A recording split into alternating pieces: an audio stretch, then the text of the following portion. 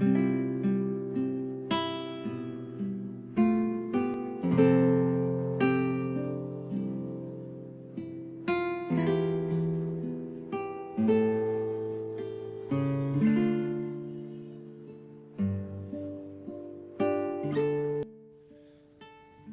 mabuting balita ng Panginoon ayon kay San Juan.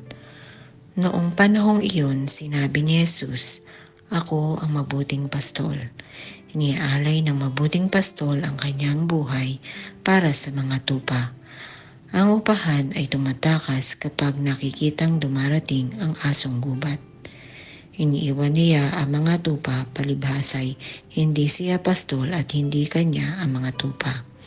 Kaya't sinisila ng asong gubat ang mga ito at pinangangalat. Tumatakas siya, palibhasay upahan lamang at walang malasakit sa mga tupa. Ako ang mabuting pastol, kung paano nakikilala ako ng Ama at siya'y nakikilala ko. Gayon din naman, nakikilala ako ng aking mga tupa at ako namay nakikilala nila. At iniaalay ko ang aking buhay para sa mga tupa. Mayroon akong ibang tupa na wala sa kulungang ito. Kinakailangang sila'y alagaan ko rin. Pakikinggan nila ang aking tinig. Sa gayoy magiging isa ang kawan at isa ang pastol. Dahil dito'y minamahal ako ng Ama, sapagkat iniaalay ko ang aking buhay, upang ito'y kunin kong muli.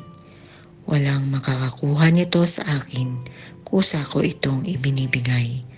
Mayroon akong kapangyarihang ibigay ito at kunin uli. Ito ang utos na tinanggap ko sa aking Ama. Ang mabuting balita ng Panginoon.